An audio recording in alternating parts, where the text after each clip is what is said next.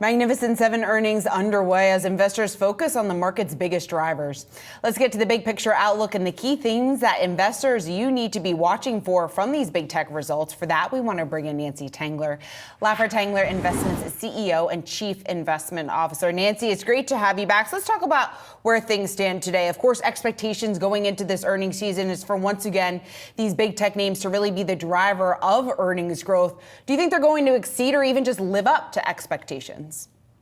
I do, Shauna, and thanks so much for having me. I think when you look at the reliable earnings growers, these companies check all the boxes. And if you're worried about a slowing economy, I'd much rather own these companies than traditional defensive. I think technology, big technology, are the new defensives.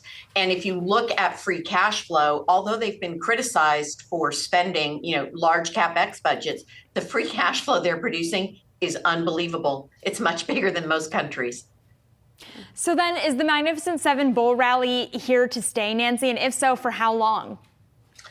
So Madison, I think so. I mean, I don't like all of the Mag 7. We've broadened out our tech exposure and our exposure to other sectors over the last year. But I do think there's a few of the names you just can't argue with. We saw Tesla's earnings. They were incredible. They beat on every metric. My favorite part of the business is the Megapack business, which is the utility grade battery storage business. And that grew at 52%. It's a small portion of the business, but it's the fastest growing, most profitable. So when you look at Tesla being able to beat on earnings, beat on revenues, and expand margins, that's pretty compelling. And so I think you want to own select names. I don't know that you want to own all of them, but I don't think there's going to be any harm because some of them are trading. They're trading at pretty attractive valuations, despite all the hand-wringing. Nancy, what companies or what stocks are you avoiding in this space?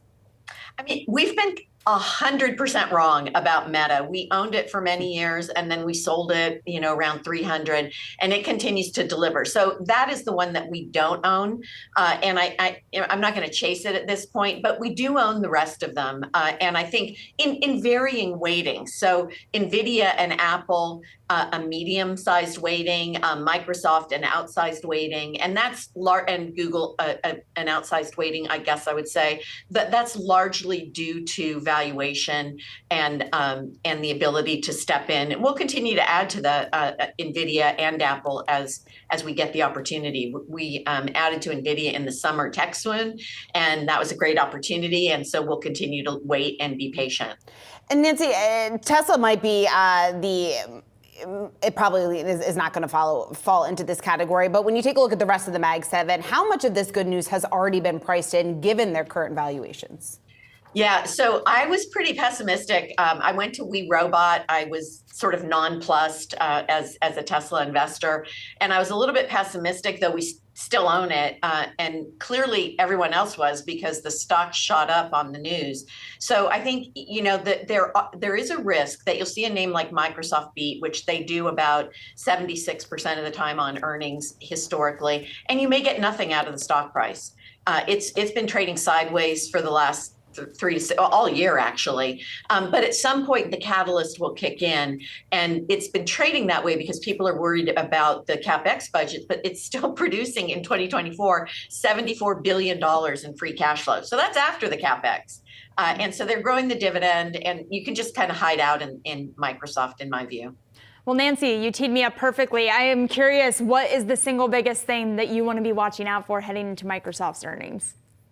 I think we're going to be focused on, Azure, as is everyone else. Is it going to continue to accelerate? It did last quarter, and they got nothing for it.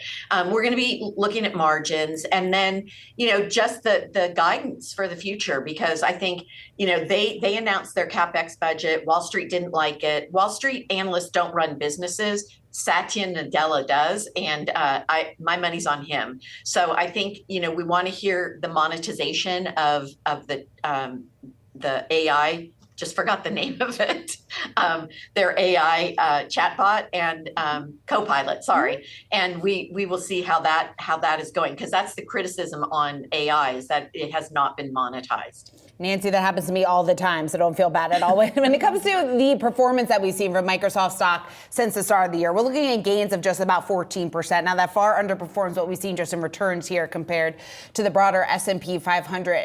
Is this earnings season, is that going to be the catalyst to really get Microsoft back on track? No, Shauna, I think largely it will probably be driven by Azure and monetization of AI. And so if they give good guidance on that, I think the stock will have an opportunity to appreciate. We were adding to it right before the new bull market started at $200 a share, 214, 215. And that's a great generational opportunity. So it also matters, of course, where you got in, how patient you're willing to be. But they're growing the dividend 10% a year, even though the yield isn't super high. You get that growth as an offset against inflation, and so I think you can be patient. We'll see. They've when they report, they usually outperform the majority of the time after the report. All right, Nancy Tengler, great to kick this off this special with you. Thank you so much for taking the time to join us here this morning. Thanks, guys.